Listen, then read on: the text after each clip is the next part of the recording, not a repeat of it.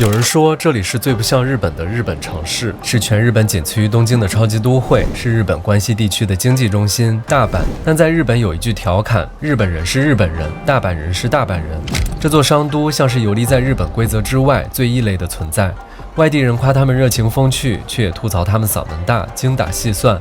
本地人為這份直白豪爽而感到驕傲，把砍價吃遍街巷當成生活樂趣。在古代，這裡掌握着全日本的糧食貿易，被稱作天下廚房。如今，一邊守着大阪城的戰國歷史，一邊用道頓窟的煙火氣撐起關西最熱鬧的世界。沒有京都的端莊克制，沒有東京的緊繃規則，這裡白天是逛吃天堂，夜晚化身霓虹迷宮。道頓窟的巨型廣告牌讓人眼花繚亂，通天閣入夜後，整片霓虹直接鋪滿星空。黑門市場此起彼伏的叫賣聲，光是招牌就足以讓人眼花繚亂。這次大阪之旅，打算深度了解並體驗這裡的歷史文化，一起感受兼具古韻與市井的煙火大阪。ご乗車ありがとうございます。この電車は新大阪行きです。まもなく心斎橋、心斎橋、出口は右側に変わります。扉にご注意ください。到了我要住的地方了，待会儿 room tour 一下。我一个人，然后所以就住了青年旅店，一个床位，然后来自世界各地的人可以在这边住，就那种混寝。我住5晚是3700多块钱。一进门的大堂，这边有一个自动贩卖机，这邊有一個活動室，然後有一個外國小哥在彈琴，很整潔，很溫馨。等電梯，我住在3層，或者你也可以這樣走樓梯上去。電梯裡還寫這家青旅是大阪排名第1的。下電梯之後非常的安靜，在這個房間非常的安靜，不可以大聲說話。然後這邊有一個行李架可以放行李。這邊桌上有一個包，裡面有浴巾和拖鞋。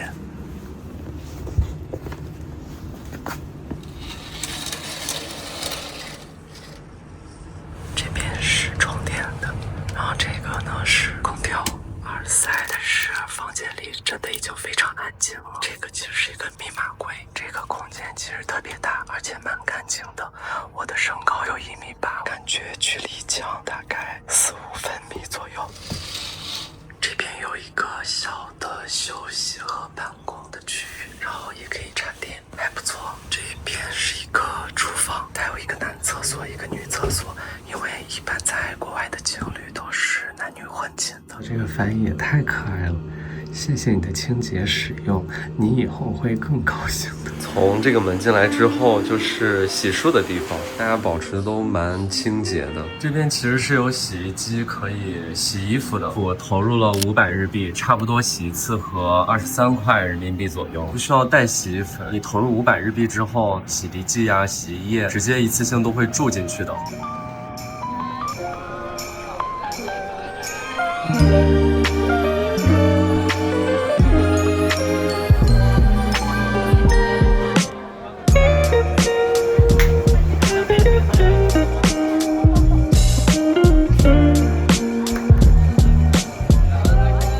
來大阪的第一頓，吃這邊的和牛放題，在谷歌地圖上4.6分。剛才我點的是最貴的一個套餐，黑毛和牛放題，可以吃120分鐘。在大阪的商業街上，隨處能看到各式各樣的放題。日語裡的後代整體作為後綴，意思是隨意享用，不限量吃到盡興。塔貝後代就是無限暢吃，糯米後代就是無限暢飲。這次吃到的就是黑毛和牛，約佔市場的90%，油脂花紋也最豐富。日本和牛有2套官方評級標準 ，A、B、C 代表出肉率，1到5分為肉質等級，二者搭配共15個檔位，所以 A5是最高等級。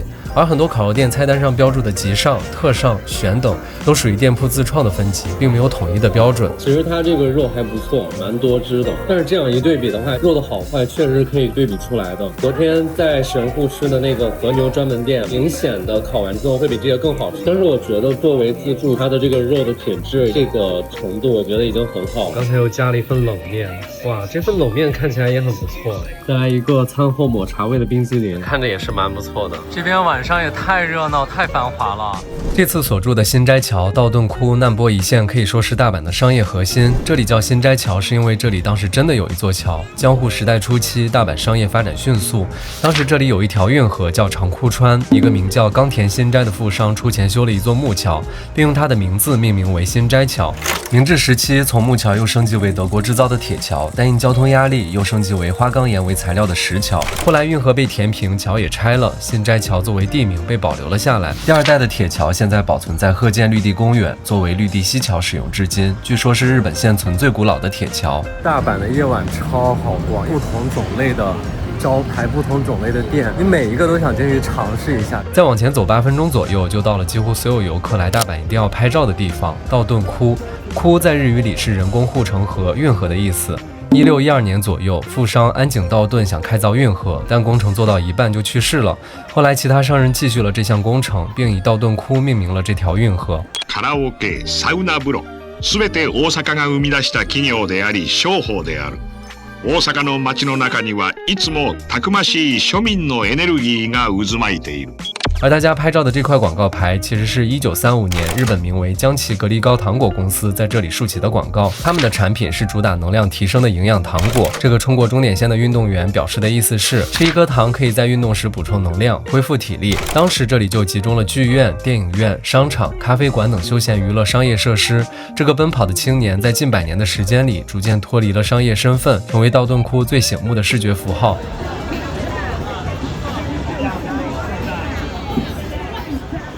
各位，今天大阪的天氣超好，藍天白雲的。現在我要去梅田觀景台，大概坐地鐵30分鐘，買了那個 Klook 關西周遊券，它包含了一個這樣的行程。今天下午4點的時候預定了一個茶道體驗課。經常在外旅行，回到家之後就很希望得到深度的放鬆和休息。我覺得睡眠好壞跟床墊還有枕頭都有很大的關係。台灣朋友建議我試一試這款德國的 Emma Hybrid 的床墊。我剛收到它的時候，很意外的是它的體積比想象中的小很多，一個人也可以很方便的搬運。因為我之前睡過那種特別軟的床墊，剛開始躺下去的時候是非常舒服的，但是你第二天早上起來的時候就是那種腰酸背痛的感覺。一開始買床墊會很不放心，但是它免費讓用戶試睡100天，可以說是對自己的產品很有信心了。我1個月體驗下來之後，雖然也是很柔軟的，但是它感覺會有無數張手在托舉着你，它的那個柔軟是符合人體工學的軟，你整個起來之後會特別的清爽。因為它是獨立筒和記憶棉組合而成，特別是針對硬度這一塊有做加強，而且尤其是夏天的時候，它完全不會悶汗，就特別的透氣清爽。而且你完全不用擔心你會把這個床墊弄髒，因為它是可拆洗的。現在官網購買還有更多優惠活動，超級划算。除此之外，結賬的時候再輸入我的優惠碼，全品項再打9折，不到1萬塊的價格就可以睡到歐洲獲獎最多的獨立筒床墊，而且它還可以提供10年保護。看來艾瑪對自己家的產品非常的有信心。如果你最近睡眠質量很差，也找不到合適的床墊，不妨和我一樣犒勞一下自己，沒有什麼是比睡得好更重要的了。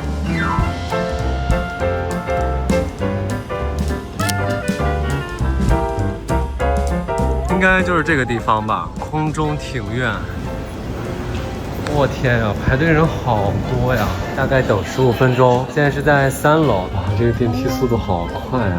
哦，電梯四周全是玻璃，懸着的那種。哇，終於到了140米。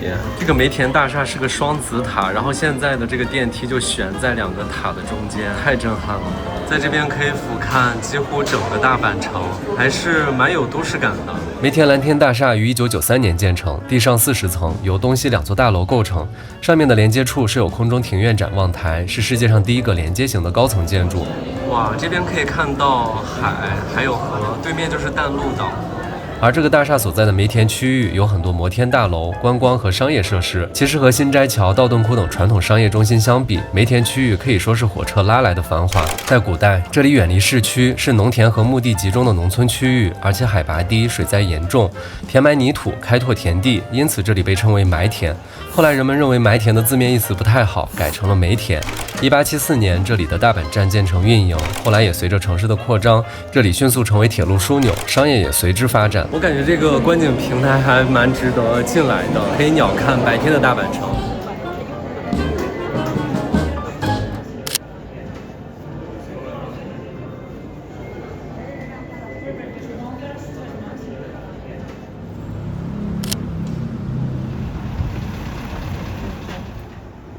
Today's tea ceremony was completed by him, and he made his original unique tea ceremony. And some people think tea ceremony was born in Kyoto, but in Osaka. So you came to the right place. 在茶道体验課上，老師首先講了茶道的意義和歷史，還特別強調了抹茶從中國傳至日本後，率先發揚於大阪，而不是大多數人認為的京都。之後，茶道老師向我們展示了製作抹茶所需要用到的器具，並進行了一整套傳統抹茶製作的演示。看到這裡啊，想到了一部日本電影《日日是好日》。主人公點子跟武田老師學習茶道，從不理解茶道為何如此繁複，到從中參悟人生的真諦。而日日是好日是中國雲門文偃禪師的語錄，意思是放下對得失好壞的執着，只要心境清明，活在當下，無論順境逆境，每天都是最好的日子。這句話也是著名的茶道精神，提醒着我們專注、用心體驗與感受當下。茶道作為一種文化理念和體系，在中國唐朝時期逐漸在中原地區確立並盛行，後傳至日本。當時的洛陽城飲茶風氣盛行，鄭州出土唐代煮茶茶具形制與《茶經》記載的煎茶器具高度吻合。中原幾元的盧仝更是被日本煎茶流派尊為茶祖，他寫下了千古流傳的7碗茶歌，至今仍被日本茶人廣為傳頌。到了宋代，點茶、鬥茶等技法在首都東京汴梁得到傳播推廣。宋徽宗的大觀茶論對當時的點茶法進行了系統性的總結和理論化。這次體驗的點茶源頭可追溯至宋朝東京汴梁，也就是今天的河南開封。一碗抹茶，一端牽着大阪的侘寂風雅，一端連接着中原沉澱千年的河洛風華。茶道老師給我們每個人上了小甜點，這是我的粉色的。最後每個遊客都親自體驗製作了一次抹茶。If you like strong tea, 3 is okay. If you don't like strong tea, 1 and half. 老師將體驗流程進行合理必要的簡化，主要體驗了入茶、注湯、點茶、奉茶、飲茶、引進的茶道流程。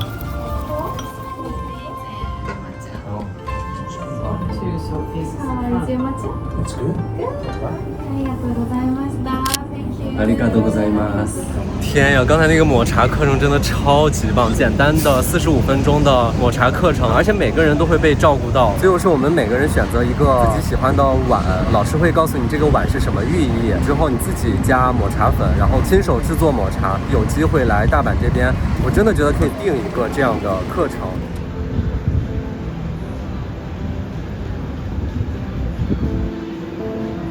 在即將要去阿倍野觀景台看大阪夜景前，傍晚我站在香河橋上，望着道頓窟的夕陽，感覺這裡所反映出的大阪商業是一種獨一份的、獨立於日本之外的氛圍。它完全沒有故作高端感的架子，而是一種撲面而來的市井煙火氣，務實、直白、真誠。這裡任何一間吃喝玩樂的店鋪都直直白白地把攬客賺錢寫在臉上，開門就是為了賺錢。巨大誇張的廣告牌，炫彩又極具創意的門店裝潢，熱情奔放的叫賣聲，這種接地氣的熱烈真誠，我想這也許是大阪被稱為日本最具活人感地方的原因吧。這種活人感的城市性格，興許藏在大阪千年的商業底色裡。不同於日本其他城市，自江戶時代以來，大阪這座城市真正的主導力量始終都是商人階層。不少藩國財政都依賴大阪商人的金融網絡，足以看出大阪商人在當時的影響力。得天獨厚的地理條件更是成就了這座商業重鎮。依靠大阪灣、電川穿城而過，靠近傳統政治中心，讓這裡天然成為日本的物流樞紐、貿易中心。商人主導的經濟與市井文化蓬勃發展，也讓大阪拿下了天下廚房的美譽。即便到了現代，大阪的商業底蘊也依舊無可替代。日本造幣局的總部並不在首都東京，而是在大阪。另外，我們如今經濟分析中高頻使用的 K 線圖，也被稱作蠟燭圖，是古代大阪米商為了精準記錄每日米價的波動而獨創了這套記錄體系。更厲害的是，全球最早的期貨交易模式起源於大阪的唐島米市場，商人階層摒棄繁文縟節，只看重實際效益與真實利益。千年的商業積澱塑造了大阪獨有的城市性格。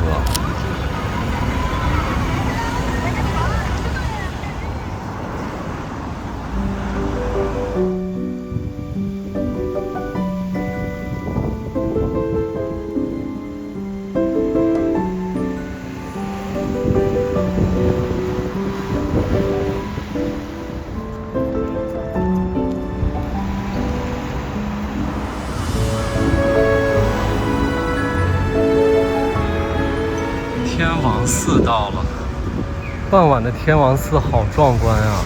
現在映着金色的夕陽。現在感覺所有遊客都走了，然後就剩我自己一個人的感覺。傍晚来到四天王寺，游客也散得差不多了。这里的建築樣式讓我有了重回神都洛陽的感覺。日本中古时代的都城，像是关西地區的平安京京都、平城京奈良、難波京大阪，大量學習並借鑑了中國隋唐洛陽城的規劃，甚至日本京都也被稱為洛陽、洛京、洛都，直到今天仍然保留着許多以洛命名的地名與機構。這裡就靜悄悄的，現在又開始颳風，不知道為什麼在這個寺廟裡有一種極致的孤獨感。哇，現在整個天空都是粉色的了。哇！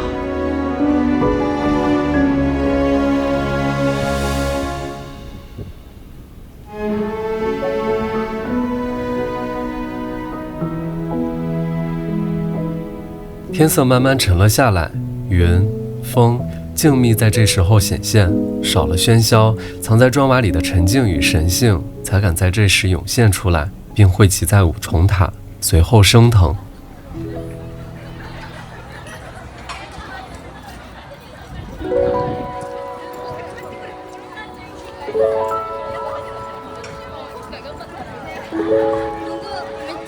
慢慢往寺外走，迎面撞見了放學的學生，對他們來說，這應該是一天中最快樂的短暫時光吧。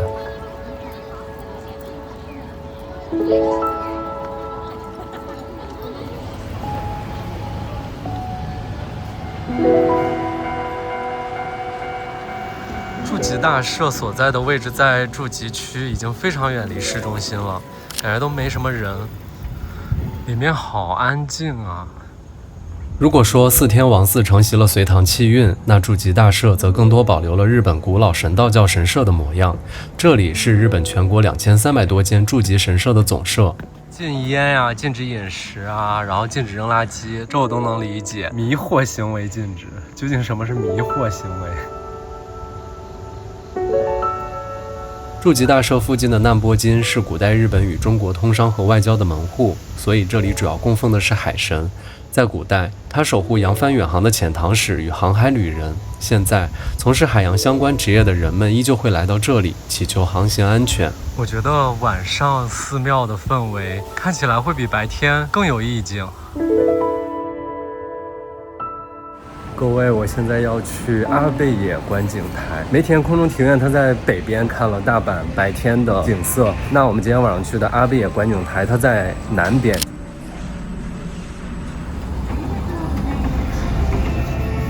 哇，上升速度好快啊！我們要從16樓上到60層樓。哇！哇，天哪，這個夜景！哇，太震撼，太壯觀了！剛才所有的遊客一出電梯都是 Oh my God！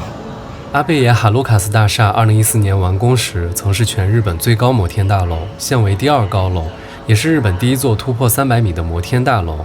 展望台就位於最高的第60層，天氣晴朗時，甚至可以遠眺到京都、神戶等關西城市。站在大阪之巔，身居數百米高空，難免生出高處不勝寒的恍惚。可當漫天繁華在眼前流淌，鋪展無盡燈海，所有孤寂轉瞬消散。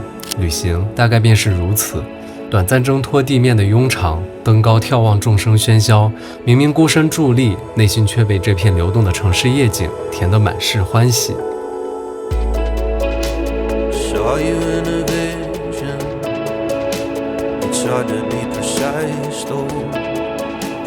我們應該是最後一波遊客了，現在是快將近10點，10點他們就閉館了。從觀景台出來後，打算去看看夜晚的通天閣。坐一站地鐵出站的時候，眼前的景象和大多數人印象中日本街道的樣貌非常不同。這裡有很多流浪者和街頭塗鴉。這裡就是大阪西城區的愛林地區。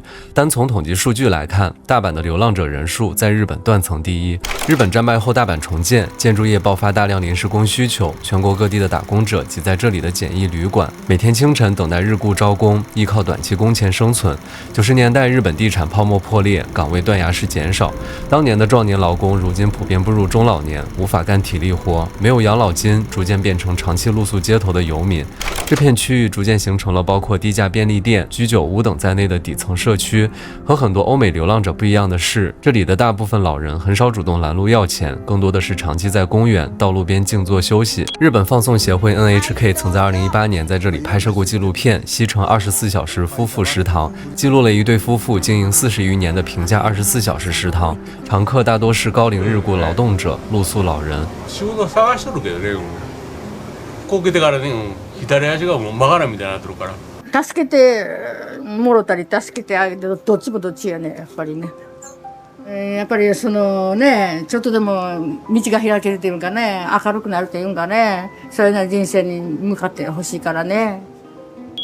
也許在這個世界上同時存在着不同的世界，雖然看起來連成一片，但有些是不相通的。當我在網上查找資料時，相當多的自媒體將他們當成獵奇的對象，無論是媒體報道還是評論區，大多將他們生活的場所和狀態貼上危險、髒亂、日本最恐怖區域的標籤，將他們的世界描述為給城市丟臉，並建議整治。但真的這樣做，他們又能去哪裡呢？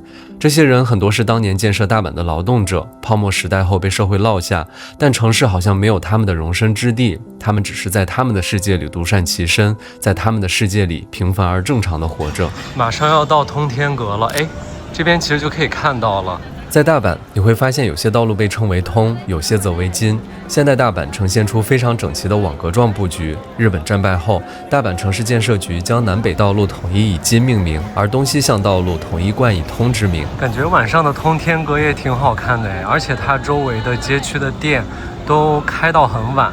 你看上面還有寫24小時營業的。穿過馬路，靠近通天閣，就是另一番燈紅酒綠的繁華景象。通天閣是高100米的鋼結構建築，現在看到的是於1956年建造的第二代通天閣。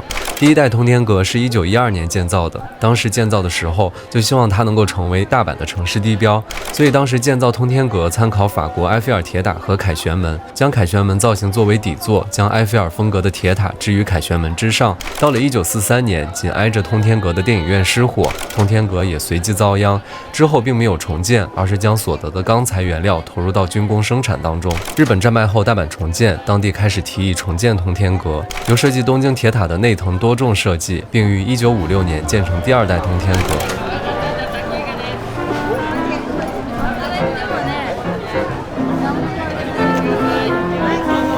這個像是放老電影的店，還要上2樓，寫的日劇，海報也都像是那種特別老的。它這個是放老電影的電影院吧？然後那邊好像有一些色情片，然後這個還是本日線，哇，不敢上去。哇，可太有意思了！第一次見還有這種店。從難波古港到摩天高樓，從四天王寺延續1000年的大唐古製到一碗連接着中原的抹茶，從人聲鼎沸的14街到安靜肅穆的百年古剎，大阪把歷史、商業、繁華與生存揉進同一片浪花土地。比起機警的都市，它偏愛熱氣騰騰的煙火氣，藏在骨子裡的市井精神，讓這裡始終保有熱烈真誠的生命力。真正的城市感受，不是停留在網絡上的單薄印象，而是無數平行生活交織而成的煙火人間。我是古元，讓我們在世界的下一站相見。